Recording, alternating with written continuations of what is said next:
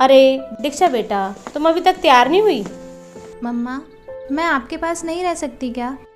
शादी करना ज़रूरी थोड़ी ना है। बेटा, लड़कियां तो पराया धन होती हैं, उन्हें तो दूसरे घर जाना ही होता है। अब मुझे भी तो तुम्हारे पापा शादी करके ही लाए थे ना। लेकिन मम्मा। बेटा टेंशन मत लो, आपके पापा ने देखा है उसको, लड़का बिजनेसमैन है, तुम्हें बहुत खुश रखेगा। देखना, तुम्हारी शादी भी हम धूमधाम से करेंगे, तेरे चाचा जी की तरह नहीं, जिन्होंने अपनी बेटी की शादी में कुछ भी नहीं दिया था। चलो अब उठो और जल्दी से तैयार हो जाओ, लड़के वाले आते ही होंगे। अरे मास्टर जी, बड़ी भाग्यशाली है आपकी बेटी, जो हमारे लड़के और फैमिली दोनों को पसंद आ गई। इससे पहले ना जाने कितनी लड़कियां देखी इसने, पर इसे कोई पसंद ही नहीं आई आज से पहले। बड़ी ही समझदार और संस्कारों वाली है हमारी बेटी। हमारा बेटा भी किसी मामले में कम नहीं है, लाखों में एक है हमारा लाल जी। ये तो और भी अच्छी बात है। वाह भाई वाह, दोनों ही बच्चे पढ़े लिखे और संस्कारी हैं। इससे बड़ी खुशी की बात और क्या होगी हमारे लिए। तो फिर देर किस बात की, कुंडलियां मिलवाकर शुभ मुहूर्त निकलवाइए। जी बिल्कुल। अच्छा तो मास्टर जी, बच्ची से पूछ के बता देना, चलते हैं।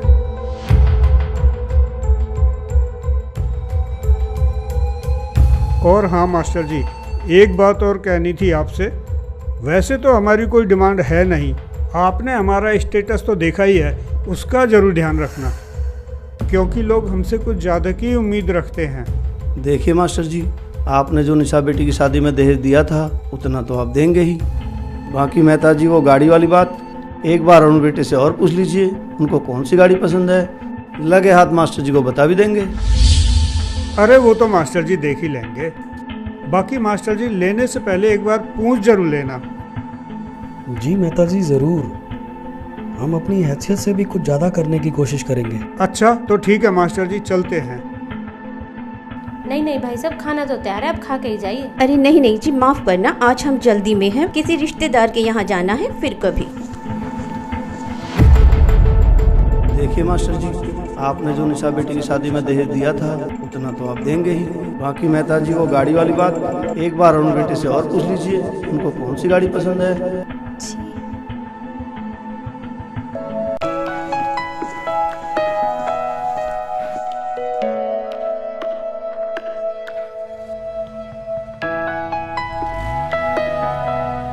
ठीक है तो मास्टर जी, चलता हूँ, इजाज़त दीजिए। अरे नहीं नहीं शर्मा जी, आप तो खाना खाकर ही जाना।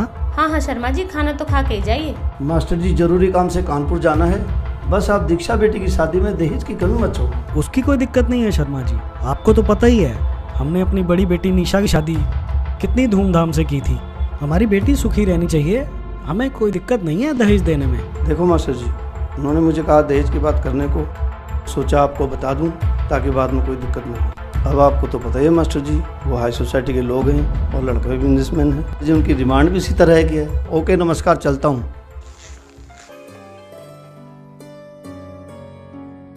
अरे बेटा, अब क्या हुआ तुम्हें?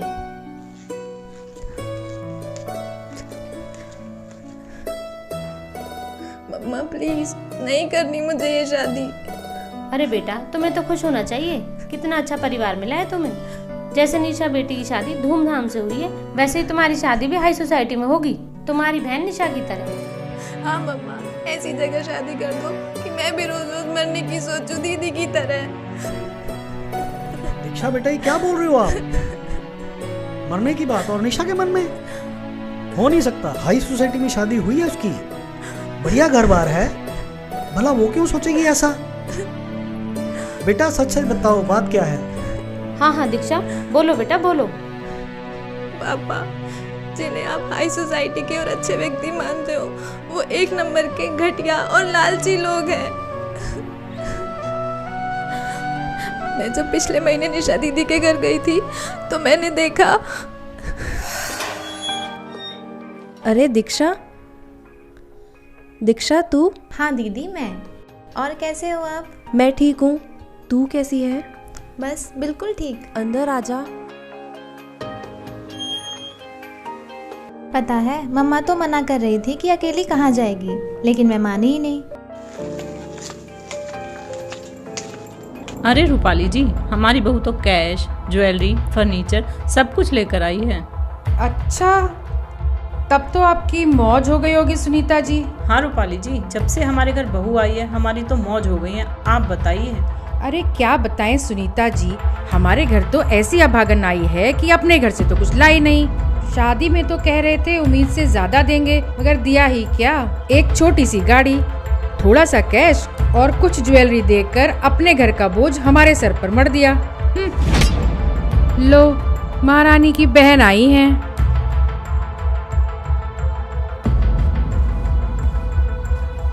नमस्ते मौसी जी। नमस्ते मौसा जी। नमस्ते बेटा, आओ बैठो। अरे मेरे कपड़े कहाँ हैं? जी वो तो अलमारी में रखे हैं।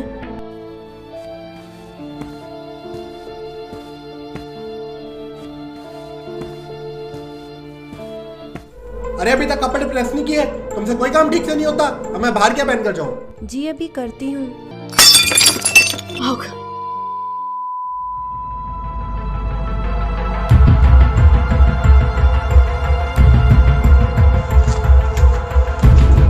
अरे देख कर नहीं चल सकती, करम जली, नुकसान कर दिया।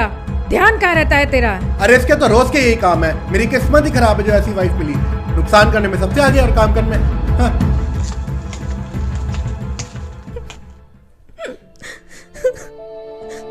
दीक्षा बेटा, काम करने के तरीके से पता लगता है कैसे संस्कार मिले हैं इसको। विक्रम के बहुत रिश्ते आए थे। जी बिल्कुल, हमारी तो मती मारी गई थी, विक्रम को ये पसंद आई।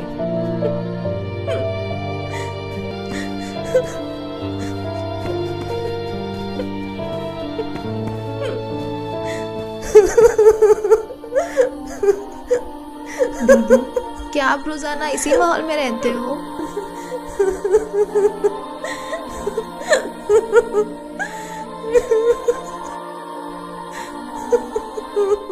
मैं क्या बताऊं दीक्षा, मैं अपनी तरफ से हर कोशिश करती हूँ इन सबको खुश रखने की।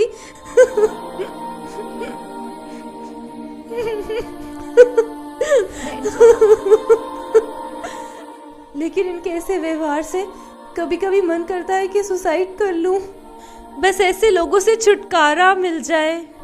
नहीं दीदी, नहीं दीदी, ऐसी बातें मत बोलो।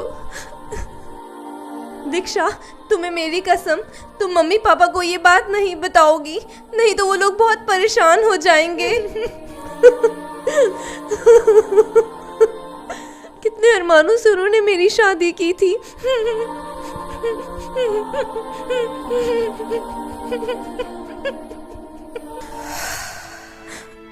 हाँ तो पापा जी, क्या ही नहीं कहते हाई सोसाइटी के एजुकेटेड लोग, जिनके अंदर इंसानियत नाम की चीज नहीं होती। छी, बाहर में जाए ऐसी सोसाइटी। बस दीक्षा, बस करो। अपने हिसाब से हमने रिश्ता अच्छा ही देखा था, और क्या नहीं किया हमने निशा की शादी में। लेकिन तो तुम क्या चाहती हो? तुम्हारे चाचा की तरह ऐसे समाज में तुम्हारी शादी कर दूं जो किसी रीति रिवाज को नहीं मानते? माफ करना पापा जी, लेकिन कौन से रीति रिवाजों को मानने की बात कर रहे हैं आप? इन रीति रिवाजों को मानने वाले लोगों ने ही तो दीदी जैसी लाखों लड़कियों को इतना प्रताड़ित कर रखा है कि वो आत्महत्या करने पर मजबूर हो जाती हैं। और रही बात मीनाक्षी दीदी की, तो मैं आपको उनकी सच्चाई बताती हूँ कि चाचा जी ने किस सोसाइटी में शादी की है अपनी बेटी की।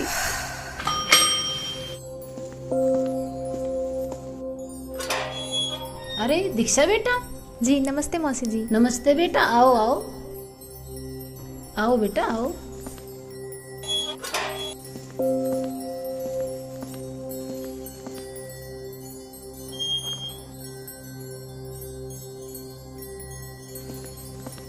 अरे मीनाक्षी, देखो तो जरा कौन आया है।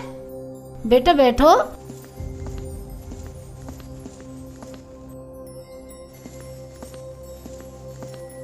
जी मम्मी जी। अरे दीक्षा, तुम? हाँ दीदी, मैं। और कैसे हो आप? मैं बिल्कुल ठीक हूँ, तू अपनी सुना? एकदम फर्स्ट क्लास। और घर पर सब कैसे हैं? ताऊ जी, ताई जी? सब एकदम ठीक है। आ जाओ बैठो। तूने तो मुझे सरप्राइज ही कर दिया बगैर बताए आकर। अरे मम्मी जी, आप बैठिए। आप बैठो, आ जाओ।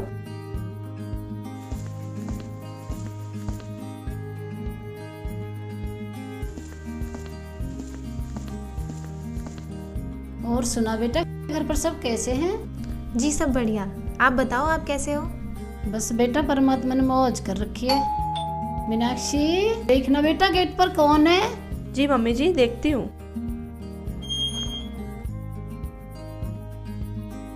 अरे दीक्षा बेटी आई है क्या? नमस्ते मौसा जी। नमस्ते जीजू। नमस्ते बेटा, बैठो बैठो आप। और कैसे हो बेटा? जी बिल्कुल ठीक। और दीक्षा, क्या कुछ चल रहा है आजकल? कुछ नहीं जीजू, IAS की तैयारी कर रही हूँ। ये तो बहुत ही अच्छी बात है।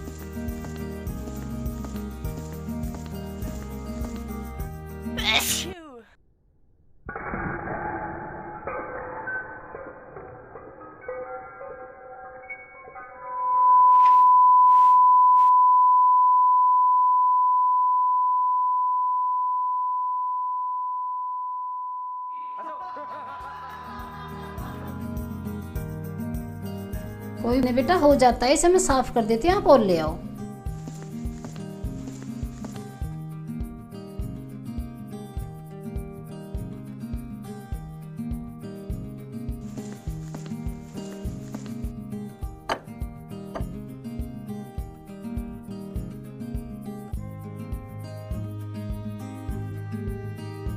और दीक्षा बेटा, पापा ठीक है? जी मौसा जी। मीनाक्षी बेटा, दीक्षा बेटा को अपने कमरे में ले जाओ। दूर से आई है, थक गई होगी, आराम कर लेगी। जी पापा जी। चलो दीक्षा।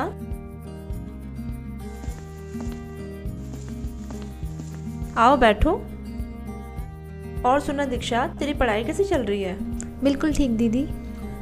अच्छा दीदी, एक बात पूछूं आपसे? हाँ हाँ पूछो। दीदी आप खुश तो हो ना? चाचा जी ने बिना किसी लेन देन व धूमधाम के बिल्कुल साधारण तरीके से आपकी शादी की थी। ये लोग आपको परेशान तो नहीं करते ना? बिल्कुल नहीं दीक्षा, बल्कि इस घर में आकर तो मुझे एहसास हुआ कि यहाँ बहू को भी बेटी जैसा प्यार मिलता है। लाखों रुपए खर्च करने के बाद भी ऐसा समाज, ऐसा परिवार नहीं मिलता। और हाँ, ऐसा नहीं कि पापा ने कुछ देना नहीं चाहा, वो तो पहले से ही मेरी शादी में बहुत कुछ देना चाहते थे, लेकिन इनकी फैमिली ने दहेज के लिए साफ मना कर दिया कि हमें कुछ नहीं चाहिए। ओह अच्छा। पहले तो हमें लगा कि ये लोग वैसे ही मना कर रहे हैं, दहेज तो देना ही है, लेकिन फिर हमें पता चला कि संत रामपाल जी के शिष्य हैं और दहेज लेना उन्होंने मना कर रखा है। फिर उन्होंने हमें एक बुक दी, जीने की राह, और कहा कि हम अपने संत रामपाल जी के नियमों को नहीं तोड़ सकते। फिर पापा जी ने भी हाँ करनी पड़ी। अच्छा दीदी, एक बात बताओ, क्या आपने भी संत जी से नाम दीक्षा ले ली? हाँ दीक्षा, अब मैंने भी संत रामपाल जी से नाम ले लिया है। दीक्षा, शादी के बाद तेरे जीजू ने मुझे बताया कि संत रामपाल जी क्या ज्ञान बताते हैं। इसके बाद उन्होंने मुझे एक बुक दी, जीने की राह, और कहा इसे पढ़िए। और उन्होंने कहा उनके सत्संग सुनिए और उनके बारे में जितना सर्च करना चाहो करो, और जब आपको लगे कि वह सही हैं, तब आप भी नाम ले लेना। अच्छा दीक्षा, यकीन मानना, जब मैंने संत रामपाल जी का ज्ञान सुना तो मुझे जो भी लगे गुरु मंडलेश्वर, शंकराचार्य, उनसे मैंने संत रामपाल जी के ज्ञान को कंपेयर किया। तब मुझे पता लगा कि हाँ, वाकई में संत Rampal ji right way of worship बताते हैं, जिसे वो सभी धर्म ग्रंथों से प्रमाणित करके दिखाते हैं। लेकिन दीदी, आपको तो शुरू से ये बाबा वगैरह पसंद नहीं थे, तो फिर? हाँ दीक्षा, सही कह रही हो, हर रोज बाबाओं को लेकर नए खुलासे हो रहे हैं, इसलिए कुछ दिन तो मैंने भी संत रामपाल जी को एक आम बाबा ही माना था। लेकिन जब मैंने उनकी असलियत और ज्ञान को सुना, तब मुझे पता चला कि मनुष्य जीवन बार बार नहीं मिलता, 84 लाख योनियों में महाकष्ट है। दीक्षा, संत रामपाल जी पर संदेह करना मूर्खता की पहचान है। ओके। हाँ, फिर जब मुझे हर तरफ से संतुष्टि हो गई, तब मैंने तेरे जीजू से कहा कि आप मुझे भी संत रामपाल जी से नाम दीक्षा दिला दीजिए। तब उन्होंने आश्रम ले जाकर मुझे नाम दीक्षा दिलाई। और हाँ, एक और कमाल की बात मैंने ये देखी कि हजारों की भीड़ में मुझे एक भी नशा करने वाला व्यक्ति नहीं मिला।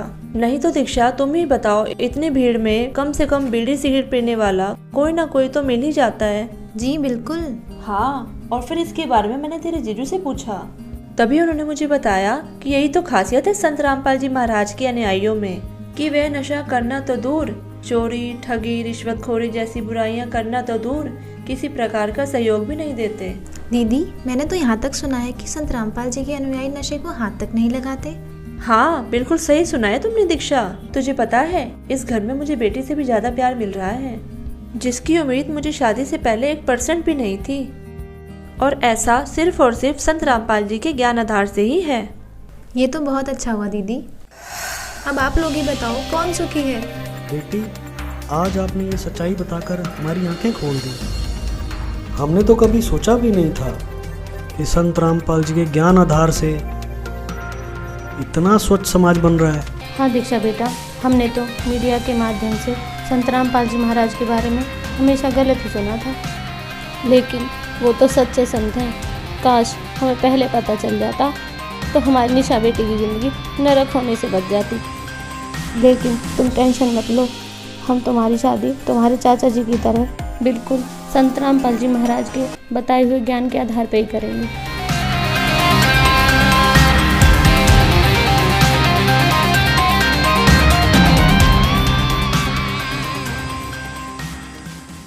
तो परमात्मा की शरण में आने के बाद वही विवाह आज आप देख रहे हो, उस परमेश्वर की कृपा से परमात्मा ने हमारा ज्ञान हटा दिया। यहाँ पर बच्चों का विवाह करा दिया जाता है और 5-7 भगत उनके रिश्तेदार आते हैं, घर वाले, और यहाँ आश्रम में उनका 10 रुपये खर्च नहीं होता। सिंपल रोटी जो रोज हम बनाते हैं वही खाएंगे। ये ड्रामाबाजी हमने नहीं करनी। बच्चों का संयोग परमात्मा जोड़ता है। हमारे इस नाटकबाजी से विवाह नहीं होता। विवाह तो मालिक ने कर रखा होता है और वचन से बच्चे एक दूसरे से जोड़े जाते हैं। जो लाखों रुपए में विवाह हुआ करता था, यहाँ वो फ्री ऑफ कॉस्ट हो रहा है।